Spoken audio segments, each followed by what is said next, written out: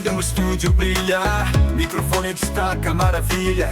Da jornada em cada esquina. No imobiliário só adrenalina.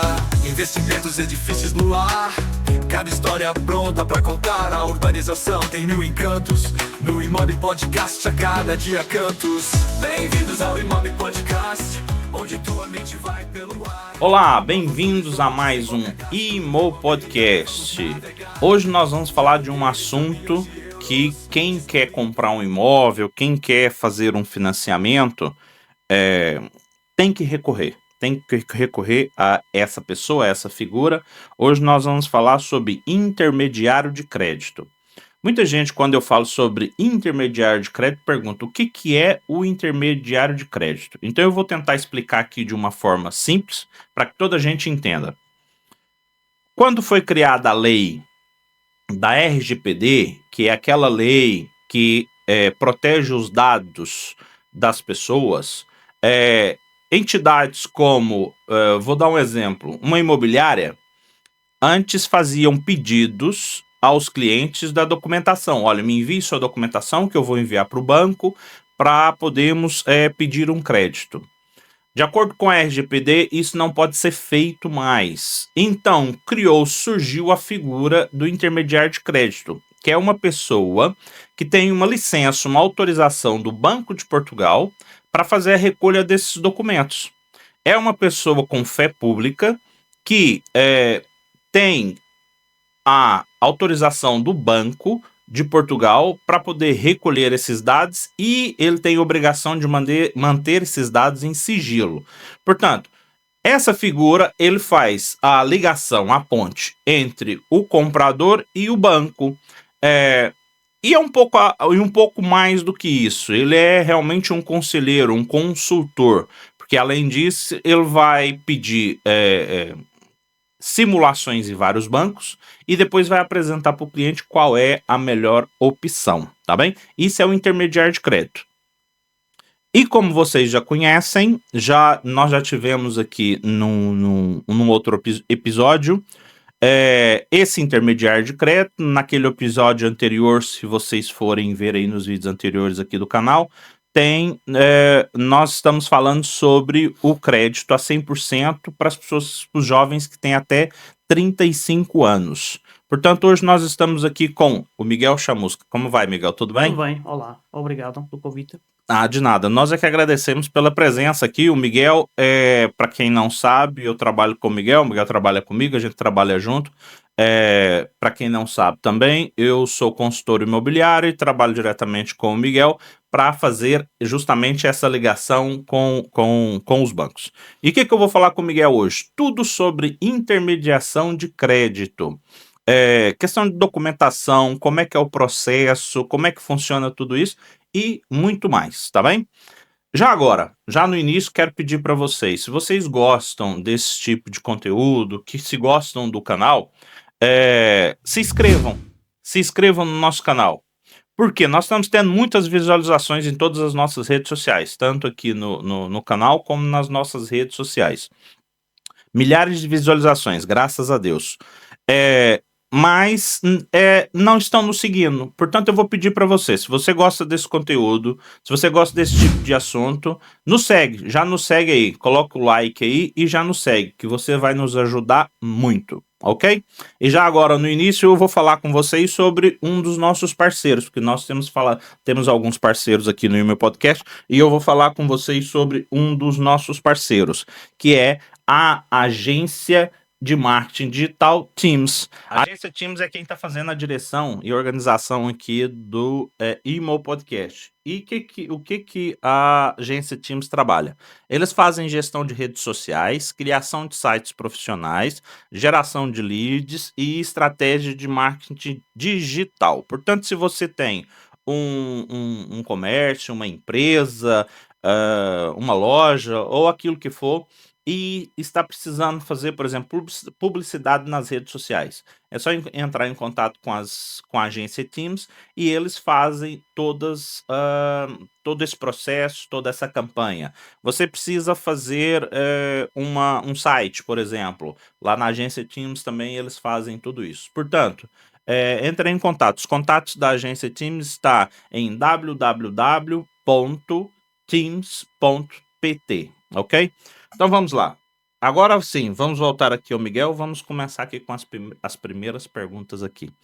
Miguel, eu já tive mais ou menos explicando o que é o intermediário de crédito. Agora eu queria te perguntar, nós vamos falar muito especificamente hoje sobre crédito à habitação, tá bem? O que é um crédito à habitação?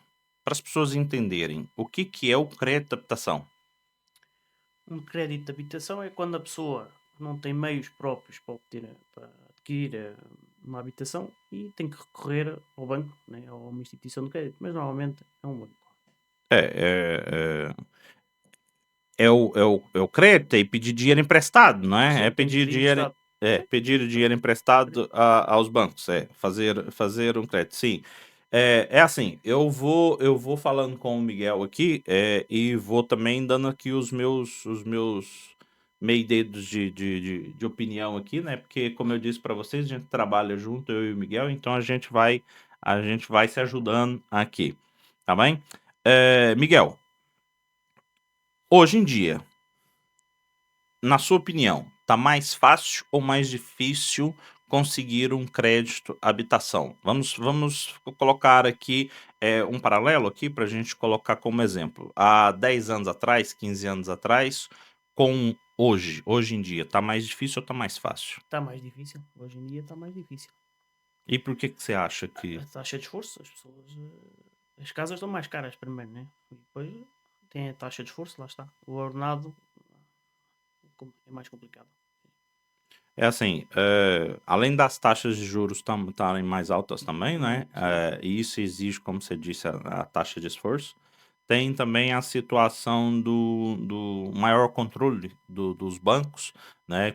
Com as exigências e documentação e tudo isso. E eu também, na minha opinião, também acho que tá um pouco. Não digo que seja mais difícil ou mais complicado, mas que está mais Estão exigente, mais está. exigentes. Sim. Estão mais E exigentes, demora sim. mais tempo. E demora, sim, demora bem mais tempo, né?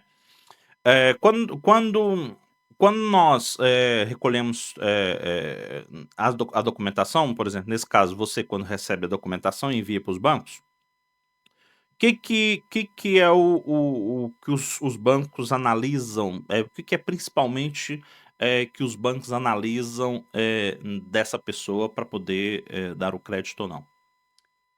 Principalmente os rendimentos, né? Os rendimentos, neste caso, o recibo de ordenado. Depois vão ver o IRS, vão ver o mapa também, vão ver se existe dívidas ou não. E basicamente É isso. basicamente é isso. É assim, em relação a essa questão da documentação, vamos falar já sobre a documentação. E aí depois eu volto nessa pergunta para as pessoas poderem entender e a gente vai clarificar aqui algumas situações. Por exemplo, Miguel, quais são os documentos assim iniciais que um comprador tem que fornecer para poder ver se tem o crédito e fazer uma simulação? Os recibos de ordenado, ou os recibos de vencimento, Uhum. o IRS, e depois pedir a mapa de responsabilidade ao Banco Portugal, basicamente, e sem esquecer o extrato bancário. Ok. Que é importante ter lá movimentos. Isso. Se não tiver lá movimentos, os bancos podem recusar. Ok. Agora, voltando na pergunta anterior que eu estava falando, e as pessoas vão perceber por quê. Porque assim, você disse que os bancos analisam principalmente a situação dos rendimentos, não é? Quando você envia a documentação, que é, além dos documentos pessoais, você disse IRS, recibos de vencimento e extratos, esses três têm tudo a ver com rendimentos das pessoas. Portanto, elas têm que comprovar, né, que realmente recebe uma quantia que faz face ao financiamento, a tal da taxa de esforço. Sim. E daqui a pouco a gente vai falar sobre isso da taxa de esforço, né? No vídeo anterior nós já falamos sobre a taxa de esforço, Sim. mas vamos agora falar de novo aqui e explicar bem o que é a taxa de esforço. Então, para os bancos, o que mais importa é se a pessoa não tem dívida e se ela tem rendimentos suficientes para poder fazer o pagamento das tais ditas prestações do financiamento, né? Exatamente. E o que as pessoas mais esquecem quando nós vamos pedir documentos e essas coisas, geralmente o que as pessoas mais deixam para trás aí e não se recordam? O estado bancário, como é que eu ia dizer, com 2 meses ou 3 de histórico. Às vezes o IRS também não vem certo. Pá, eu acho que é as principais. Cada caso é uma Sim, situação dessa completamente diferente, forma. né? E assim, pessoal, nós já pegamos aqui situações que são realmente muito complicadas. No programa anterior, nós tivemos a Célia aqui da contabilidade, e foi o que a Célia disse. Cada caso é uma situação diferente. Nada, tudo tem como se dar um jeito, tudo tem como se resolver, né? Basta as pessoas quererem, mas realmente, situações onde as pessoas esqueceram de fazer o IRS do ano anterior, extratos bancários onde os rendimentos não entram no banco, as pessoas querem receber das empresas em dinheiro vivo, na mão, né? E depois querem comprar um imóvel, né? Mas lá no banco não entra nada e depois as pessoas aparecem com um recibo de vencimento muito alto, mas no extrato não aparece nada. Realmente isso situações complicadas. Esse histórico dos bancos é algo que nos documentos é uma das coisas mais importantes, né? Sim. O histórico é o que permite ao banco ver o que é que se a pessoa tem ou não tem a possibilidade de pagar. E é isso que nós estávamos dizendo anterior. Se as pessoas ah, receberem por fora e quererem dinheiro na mão, isso não vai ficar demonstrado. E não vale a pena depois querer só simplesmente com os recibos de vencimento que os bancos deem financiamentos. Não vai lá. Não vai ter. Não tem como. Ok. Agora vamos dizer, eu trabalho por conta do outro, então eu tenho recibos de vencimento, eu tenho toda essa documentação que você me pediu. É mais fácil. Eu tenho a declaração da entidade patronal dizendo que eu trabalho lá e tudo, tô bonitinho, recebo X por mês e tal, é fixo, ok. Mas e se eu não tiver isso? Se eu trabalhar, por exemplo, se eu for um trabalhador independente, mais conhecido por aqueles que trabalham a recibo verde.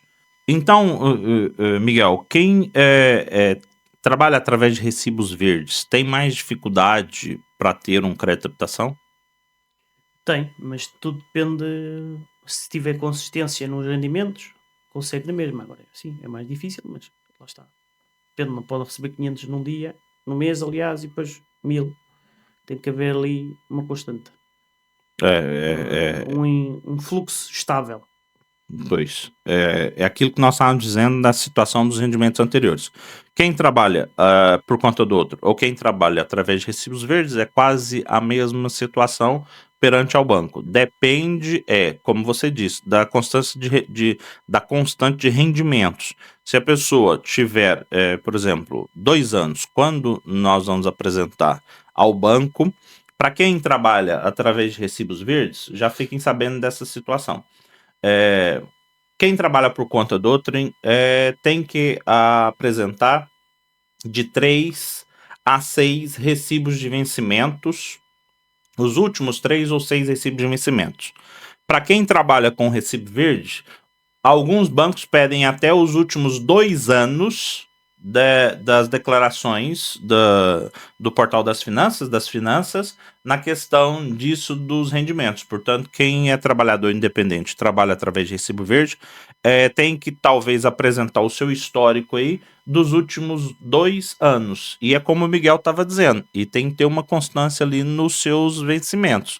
Porque se num mês recebeu 500, no outro recebeu 2.000, já é uma quebra ali muito grande, e essa constância vai por água abaixo, não é? Depois, agora eu vou te perguntar aqui, Miguel, qual é mesmo o processo do pedido de crédito? Como é, desde o início, o que acontece? A pessoa vem ter comigo que sou consultor imobiliário, certo?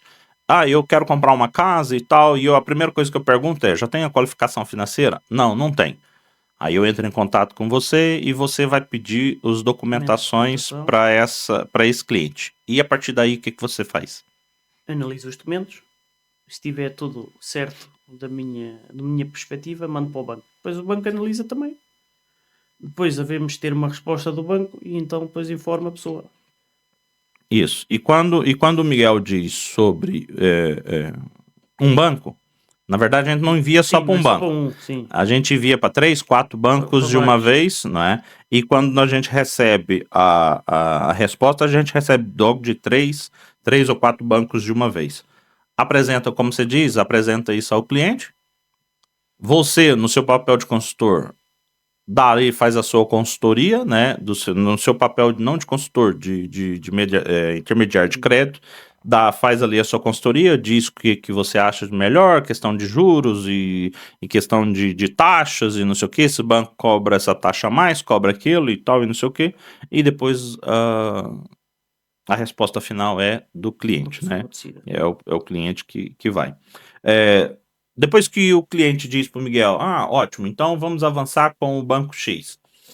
O Miguel entra em contato com o banco novamente, fala que está tudo certo, vamos para a aprovação final do crédito. O banco dá essa aprovação, já foi feita a pré-aprovação, agora é feita a aprovação oficial, a aprovação final, né? Eu procuro um imóvel, a pessoa gostou daquele imóvel, nós apresentamos a documentação e a partir daí é só marcar escritura. Então é todo esse processo. Então eu vou dizer, tanto da parte do consultor como da parte do intermediário, o que acontece? A pessoa vem me procurar, olha, quero comprar um imóvel. Ótimo. Já tem a qualificação financeira? O que é a qualificação financeira? É essa a resposta dos bancos. Já tem a qualificação financeira? Não, ainda não tem. Ótimo. Miguel, tem um cliente aqui nessa situação assim, quer comprar um imóvel e tal. Vou te passar o contato dessa pessoa para você pedir a documentação. Ou se não, já falo com a pessoa, tá aqui o e-mail do Miguel, manda tal documentação assim, essenciado. A pessoa envia os documentos para o Miguel faz isso, faz uma pré-análise, documentos estão todos bem, envia para o banco responde ao Miguel, os bancos respondem ao Miguel vem ter com o cliente, apresenta as propostas, diz, olha, a melhor proposta é essa, as pessoas aceitam aquela proposta, entra em contato novamente com o banco para fazer a aprovação final. O banco pede toda a documentação do imóvel, marca uma avaliação no imóvel para saber realmente qual é o preço do imóvel, vai no imóvel, faz essa avaliação, tem o crédito já pré-aprovado, liberam o crédito, que a pessoa vai ter que ir no banco, abrir conta, e esse valor vai cair na conta do cliente. Ele não tem acesso a esse valor, vai ser marcado a escritura e no dia da escritura um representante do banco vai estar lá na escritura para poder, com um cheque, para poder fazer o pagamento ao proprietário do imóvel. E é assim que funciona todo o processo e tudo e tal, tanto da minha parte como da parte do Miguel, tá bem? Miguel, mais ou menos da sua parte, assim que o cliente te entrega os documentos e tá tudo bem, mais ou menos quanto tempo demora aí para finalizar esse processo? E cerca de 30 dias, mais ou menos. Depende, lá está. É caso para caso. situação para situação, né? Sim, Depende, uma depende, média é mais ou menos isso. depende a questão da documentação, se tá tudo bem, se não tá. Às vezes nós mandamos uma coisa, Às vezes menos. exatamente, às vezes menos. A gente manda pro banco e o banco responde: não, desse cliente, em vez de 3 meses de extrato, nós vamos querer ver 6 meses. E a gente tem que entrar em contato de novo com o cliente, olha, envia e assim por diante. Cada situação Cada é uma caso situação. é um caso. Depois, como eu disse para vocês, depois dessa aprovação final, entra particularmente a figura do consultor imobiliário, que aí é visita de imóveis e tudo isso, mas isso é assunto para outro podcast. Nós vamos falar sobre consultoria imobiliária, tá bem? Aí já é outra situação. Miguel, geralmente, quando nesse processo todo, quando é que as pessoas se perdem muito nesse processo? Questão de documentação, o que É na documentação, ou não entregam tudo, ou vem errado, ou vem. Há várias situações, mas sim, é na documentação. questão da documentação, né? Eu percebo que no meu processo como consultor imobiliário, as pessoas se perdem muito no meio com as várias informações e várias coisas que são precisas e tal, e não sei o quê. Principalmente nessa situação dos documentos. Mas não só. O que acontece? Uma pessoa que quer comprar um imóvel, ela tem que começar a sua preparação pelo menos um ano antes. Na questão dos seus rendimentos, questão de documentação, questão de tudo isso. Como nós dissemos, algumas pessoas, para poder, e vocês que estão nos ouvindo isso, não é uma coisa rara de se acontecer, e acontece muito. As pessoas, para tentarem fugir um pouco da questão de impostos, essas coisas, preferem receber dinheiro em mãos. E não fazem essas declarações desses rendimentos. E acabam depois querendo comprar um imóvel e chega lá, mas eu recebo 3 mil euros por mês. Mas a questão dos rendimentos que cai lá no banco é 1.000 euros por mês ou 900 euros por mês. Então os bancos vão contar com isso. Então, questão de quem quer comprar o imóvel tem que começar a sua preparação pelo menos um ano antes.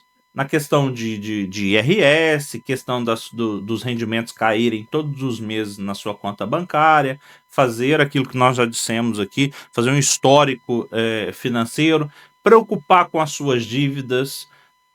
O Miguel tá aqui, não me deixa mentir. Muitas das vezes as pessoas vêm nos procurar. Quando nós dizemos assim, olha, precisamos do seu mapa do Banco de Portugal. Que as pessoas nos enviam, tem lá dívidas de 300, 400 euros, coisinhas ridículas, que foi um cartão de crédito, que foi uma coisa assim, que ficou para trás. E por causa desses 300, 400 euros, o banco não vai dar um crédito de 250, 300 mil euros. A pessoa pode receber 10 mil euros por mês. Mas tem lá essa dívida de 300 euros, não recebe, certo, Miguel? Certo. Então é assim, como eu estou dizendo, as pessoas que querem comprar um imóvel têm que começar a se preparar pelo menos aí um ano antes. E tratar das coisas tudo como deve Fazer ser. tudo direitinho. Fazer tudo direitinho, é mesmo isso. Miguel, eu tinha falado com você sobre. Nós tínhamos falado, e eu disse que ia deixar mais por fim, sobre a taxa de esforço. Queria que você explicasse mais ou menos para a gente o que é a taxa de esforço. Atualmente, quanto é que os bancos estão aceitando a questão da taxa de esforço e tudo isso. A taxa de esforço é o cálculo que fazemos, não é? E o banco, se a pessoa consegue ou não ter aquela despesa por mês. Normalmente 30%. É a taxa de esforço. Agora, lá está. Se a pessoa recebe 1000, só 30 são 300 euros, não é? Por isso, agora, pronto, há uns que dão 40, mas normalmente é os 30%. Sim. É assim, eu da outra vez eu coloquei um gráfico aqui, não trouxe o gráfico hoje, que é dessa situação da taxa de esforço. Então vamos simplificar aqui. Você recebe 1.000 euros. Não tem dívida, não tem financiamento, não tem nada. Esse banco tem um valor máximo de 30% que ele dá sobre o financiamento, como o Miguel disse. Então é 300 euros. a prestação do imóvel, do crédito, que vai ser feita agora, não pode passar os 300 euros. Se passar dos 300 euros, o banco não dá. Se você recebe 2.000 euros, nós estamos falando de 600 euros, sobre 30%, e assim por diante. Então, a questão da taxa de esforço é isso, é o quanto que você pode pagar no valor da prestação. Vamos colocar, se essa pessoa recebe 1.000 euros, mas já tem um financiamento que ela paga de um cartão de crédito, de um carro, ou qualquer coisa que seja, e paga, vamos supor assim, 100 euros. A taxa de esforço dele é de 30%, ele só tem 200 euros para pagar da prestação do imóvel, portanto, só 20%. Aí os bancos não aprovam. Então, tomem atenção a esse tipo de situação. O Miguel disse que realmente aqui tem alguns bancos que dão a lei até 40%. Poucos, e depende da situação. Mas agora, o que geralmente os bancos estão ali é 30, 35 e não se passa muito disso para depois, como dizem eles, para depois não ter problema e não terem chatice, né? Miguel, o que faz a taxa de esforço de uma pessoa subir, Miguel? Créditos pessoais, cartões de crédito. Isso. Outros créditos que existam. Pois, e rendimentos baixos, né? Baixos. Eu vou colocar uma situação aqui que muita gente não para pensar. Que são encargos fixos. Que são, por exemplo, as pessoas que são divorciadas. E tem uma pensão a pagar ao seu filho. Isso entra para a taxa de esforço. E muitas das vezes as pessoas não contam com isso. E chegam lá e nem prestam atenção nisso. Mas eu ganho aí, tenho um salário baixo de 1.700. Mas o que conta é só o restante, porque aquele encargo fixo vai comer um pedaço da taxa de esforço dele e pronto, acabou. É como se fosse um crédito, exatamente, né? Miguel, e como melhorar essa situação da taxa de esforço? O que eu posso fazer para poder aumentar minha taxa de esforço? Para ter no banco uma taxa de esforço maior e cumprir os requisitos deles? Aumentar os rendimentos, se conseguir, não é? Acabar com os créditos, pagar tudo o que esteja pendente. E pronto. Basicamente é isso. Existe uma situação aqui que às vezes as pessoas não sabem, que é o seguinte: se você tem 3 ou 4 créditos em instituições diferentes, isso aumenta e muito a sua taxa de esforço, até por causa da questão dos juros e assim por diante. Mas se você tiver esse valor, vamos supor, você tem um carro do seu filho, tem um cartão de crédito, tem o seu carro em três instituições financeiras diferentes.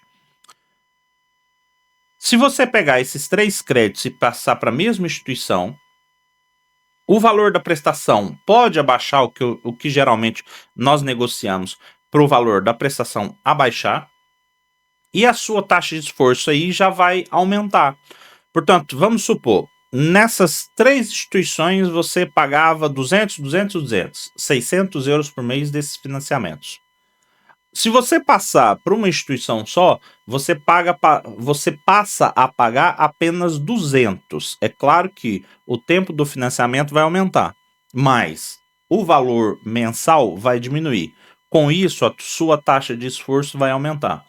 Portanto, quando o Miguel diz aí, por exemplo, liquidar os seus créditos e todas essas situações, aí você pergunta, mas eu não tenho aí dinheiro para poder pagar tudo de uma vez. Há forma de se negociar, há forma de se resolver isso. É como disse a Célia, há forma para tudo. Para tudo há uma forma. É a questão de nós sentarmos, conversarmos e analisarmos a situação. Depois, a questão do aumento dos rendimentos. É verdade. Nós tivemos a Sandra aqui na nossa reestreia do IM Podcast, e a Sandra disse uma coisa muito interessante, que ela, quando começou a trabalhar, em vez de arrumar um emprego, arrumou logo 3, né? E tem gente aí que vai nos procurar, que trabalha em part-time e passa o resto do dia dormindo, né? Aí fica complicado se ter um financiamento. Portanto, realmente, se você quiser comprar um imóvel e tiver um rendimento baixo naquele trabalho, vai ter que correr atrás de mais algum aí, mais alguma coisa, tá bem? Miguel, erros comuns que as pessoas fazem antes de ir lá e pedir um crédito ou recorrer ao intermediário de crédito para poder ir pedir o crédito de habitação. Quais são os erros mais comuns? A documentação. É os erros na documentação e é aquilo que os rendimentos, às vezes, Não está preparado, né? Aquilo que não nós está estávamos dizendo, né? não tem tudo organizado. A documentação questão da organizada. organização, né? Acho que o Miguel já deixou bem claro aqui tudo isso, que nós temos que estar bem organizado e bem com documentação e tudo isso antes de recorrer a um crédito, né? Miguel, e continuando aqui na situação dos erros, o que estraga? A pessoa tem tudo, toda essa documentação, tem esse histórico, mas aí vamos supor, ela não tem a entrada.